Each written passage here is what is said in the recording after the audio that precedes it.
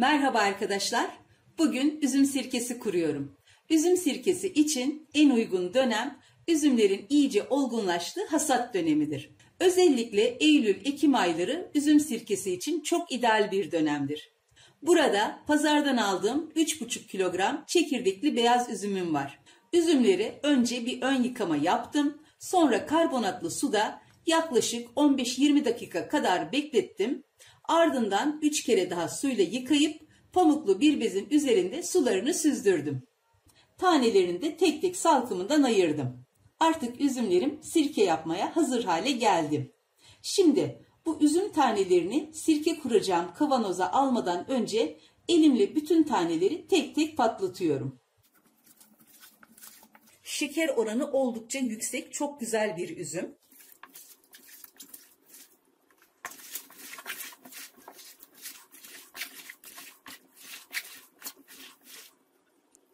Üzümlerin hepsini böyle iyice ezdim. Artık tamam. Bu şekilde şöyle kenara alıyorum ve kavanozumu getiriyorum. Kavanozumu da karbonatlı su ile yıkadım, duruladım ve kuruttum. Sirke kuracağımız kavanozun ıslak olmaması gerekir. Şimdi artık sirkemi kurabilirim. Bu sirkede sirke anası kullanacağım. Şöyle ince bir tabaka sirke anası var. Sirke anası bunun gibi ince ise bir tabaka, kalın ise küçük bir parça yeterlidir. Önce kavanozun içine sirke anasını bırakıyorum. Ve üzerine üzümlerimi yerleştiriyorum.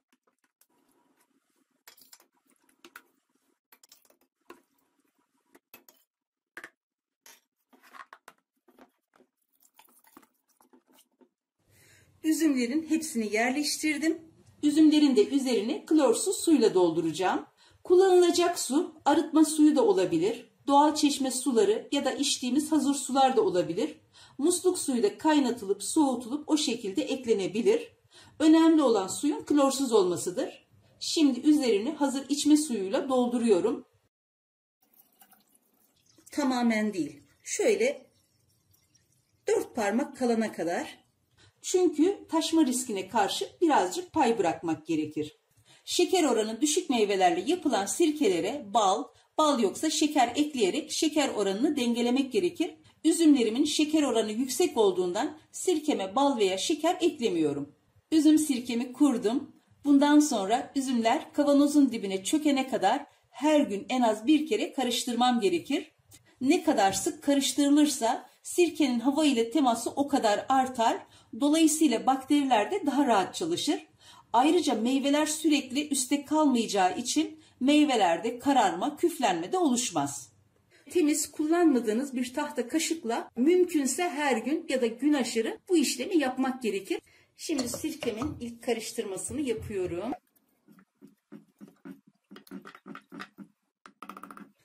Kaşığımı şöyle bir temiz kavanozun içine koyup sirkemi bekleteceğim yerde yanında hazır bulunduruyorum. Sirke karıştırmada kullandığımız kaşığı başka yerde kullanmayıp periyodik aralıklarla deterjansız sade suyla yıkamamız gerekir. Sirke kavanozunun ağzını havayla yani oksijenle temasını kesmeyecek şekilde temiz bir bezle kapatıyorum. Bezin kayıp düşmemesi için de sıkı bir lastik takıyorum. Üzerine de günün tarihini atıyorum. Kaç günde olgunlaştı bunları da rahat takip edebilmek, gününü unutmamak için bu basit işlemi de yapıyorum. Artık kavanozumu güneşten uzak, rahat karıştırabileceğim mutfağımın sıcak bir köşesine alıyorum. Çünkü sirkenin oluşması ve olgunlaşması için bulunduğu ortamın oda sıcaklığında olması gerekir.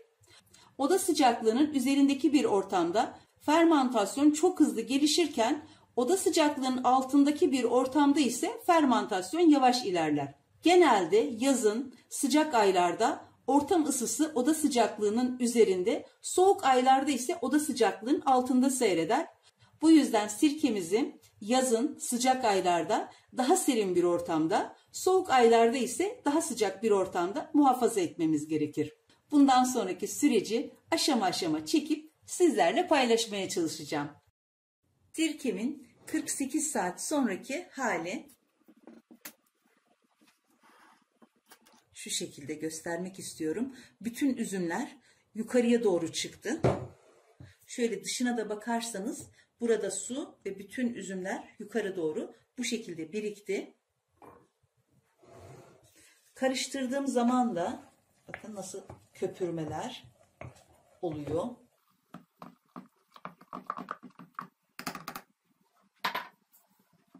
Bu da sirkenin doğru yolda ilerlediğini gösteriyor. Bu şekilde her gün karıştırıp belli aralıklarla da çekip sizlere göstermeye çalışacağım. Sirkemin 5. günü. Şu şekilde karıştırmadım daha bugün. Üzümler tamamen yukarı çıkmış ve köpürme had safhada.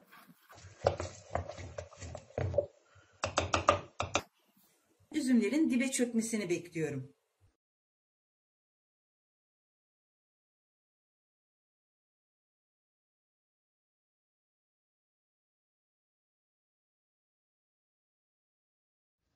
Üzüm sirkesini kuralı tam 18 gün oldu. Artık çökmeler başladı. Bakın bu tarafta başladığı halde burada daha tam başlamadı. 1-2 güne burası da tamamen çökebilir. Şöyle karıştırıyorum. Tekrar ağzını kapatıp karanlık bir yere alıyorum. Merhaba arkadaşlar. Üzüm sirkesini kuralı tam 20 gün oldu. Sirkeme sirke anası eklediğim halde havalar serin olduğu için normal sürecinde çökme gerçekleşti. Havalar sıcak olsaydı sirke anası eklediğimizde bu çökme olayı çok daha erken gerçekleşebilirdi. Tamamen çöktü. Dikkat ederseniz su tamamen yüzeyde, meyveler de dibe çökmüş vaziyette. Karıştırma işlemi bitti. Şimdi artık çok uzun bir uyku sürecine girecek. En az 2 ay. Bu süre içinde sirkeyi hiç oynatmayacağım. Hatta dokunmayacağım ki sirke anası rahat oluşsun ve erken çökme yaşanmasın. Tekrar sirke kavanozumu temiz bir bezle kapatıyorum. Bu uyku sürecinde sirke sinekleri oluşacağı için kapatacağımız bezin hava geçirgenliği yüksek ve sirke sineklerinden koruyan özellikte olması gerekir. Eğer sirke kavanozu beton veya fayans gibi bir zeminde bekletilecekse kavanozun altına ısı geçirgenliği düşük karton, tahta, strafor gibi bir malzemenin yerleştirilmesi gerekir. Şimdi sirkemin kavanozunu oda sıcaklığında güneşten uzak bir konumda bekleteceğim. Merhaba arkadaşlar. Üzüm sirkemi kuralı tam 3 ay oldu. 11 Ekim 2022'de kurdum. Bugün 10 Ocak 2023, tam 3 ay oldum. Üzüm sirkem önce sirke anası bağladı. Sirke anası belli bir kalınlığa eriştikten sonra ağırlığını taşıyamayıp düştü. Artık sirkem süzme aşamasına geldi. Bakın sirke anası altta, yüzeyinde sadece sirke var. Sirkenin olgunlaştığını gösteren en belirgin özellikler sirkenin sirke anası bağlaması, sirke anasının belli bir kalınlığa eriştikten sonra çökmesi ve sirkenin sirke gibi kokmasıdır. Sirkenin kokusu da çok güzel, sirke anası da çöktü. Artık sirke anasını alıp sirkemi süzeceğim.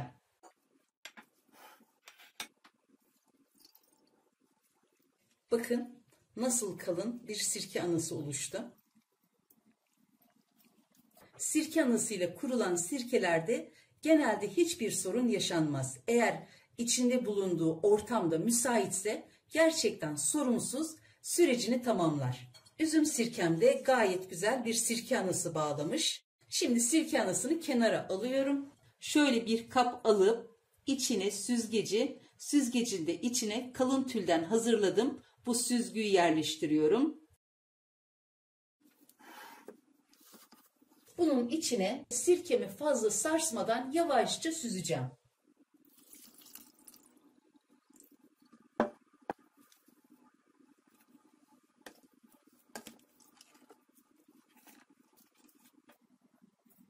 Süzdüğüm sirkeyi ağzı dar bir şişenin içine alıyorum.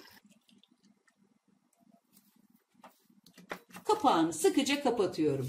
Özellikle böyle bir şişe seçtim. Çünkü bu aşamadan sonra sirkenin hava ile temas etmemesi gerekir. Sirkenin ağzı geniş kaplarda hava alma olasılığı daha yüksek. Sirke hava aldığı zaman tekrar sirke anası oluşturur. Sirke anası sirkeden besleneceği için sirkenin etkinliğini azaltır. Sirkeyi süzüp şişeledikten sonra dinlendirmemiz gerekir. Çünkü her ne kadar süzdüysek de bir miktar posa sirkenin içine karışır. Sirke bekledikçe posa şişenin dibine çöker. Posa çöktükçe sirkenin rengi daha berrak, daha parlak olur. Sirkeyi şişeye koyduktan sonra serin ve karanlık bir yerde muhafaza etmemiz gerekir. Eğer elinizde birkaç çeşit sirkeniz varsa ve bunların birbirine karışmasını istemiyorsanız şişenin üzerine kurulum tarihini ve hangi meyveden yapıldığını yazmak gerekir. Elimde değişik sirkelerim var. Karışıklık olmaması için üzerine kurulum tarihini ve hangi meyveden yapıldığını kısaca yazıyorum.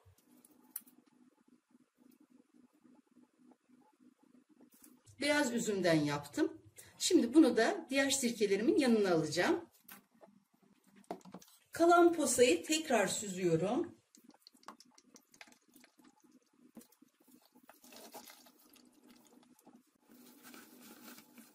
Kalan posayı böyle iyice elimle yoğura yoğura sıkıyorum.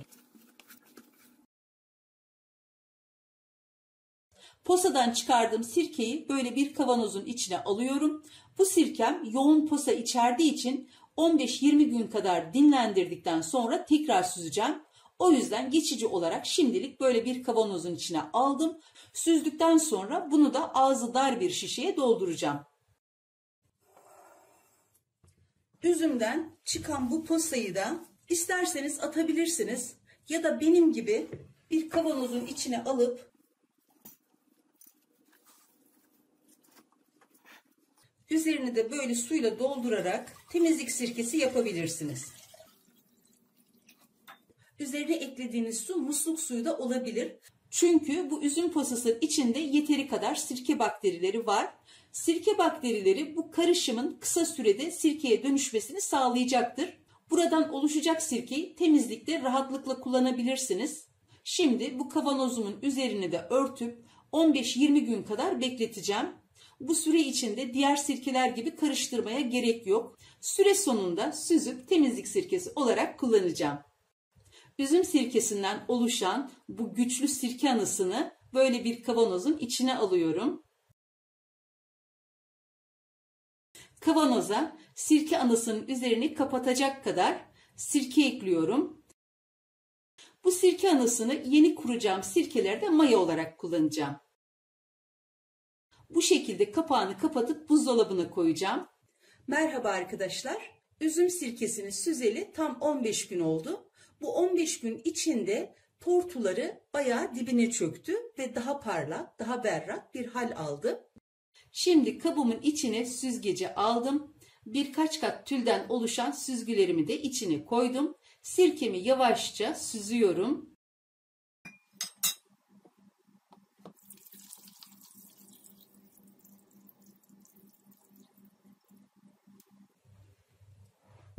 Dibindeki bu bulanık kısmı içine eklemiyorum.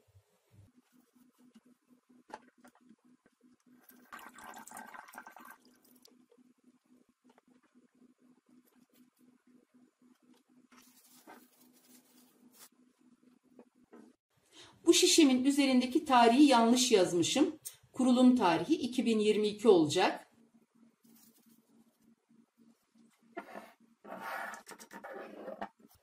Genelde sirkelerime tuz eklemem. Şayet tuz eklemek isterseniz sirke süzülüp şişelendikten sonra bu büyük 1,5 litrelik şişe için çeyrek çay kaşığı yaklaşık 2 gram kadar tuz eklenebilir. Fazla tuz eklenirse sirkenin asidini olumsuz yönde etkiler. Artık son aşamaya geldim. Sirkelerimi yaklaşık 1 yıl boyunca bekletirim. Sirke süzüldükten birkaç ay sonra içimlik olarak kullanılabilir. Ancak turşularda ve salatalarda kullanılacak sirkenin daha keskin olması gerektiği için yaklaşık 1 yıl dinlendirilmesi gerekir. 1 yılın sonunda sirke hemen tüketilmeyecekse sirke tekrar süzülüp yeniden şişelenmelidir. Böylelikle daha parlak, daha uzun ömürlü bir sirke elde edilir. Çünkü sirkenin tortusuyla uzun süre bekletilmesi de sirkenin kalitesini düşürür. Ev yapımı sirkenin tadı dışarıdaki sirkelerle kıyaslanmayacak kadar çok lezzetli. Yapımı da oldukça kolay, sadece birazcık sabır gerektirir. Hele olumlu sonuç aldıkça da çok mutluluk veren bir uğraştır. Her evde şifa niyetine sirke yapılmasını ve bulunmasını isterim. Mutlaka yapın ve deneyin derim. Yapacak ve deneyecek olan herkese şimdiden kolay gelsin, afiyet, şifa olsun.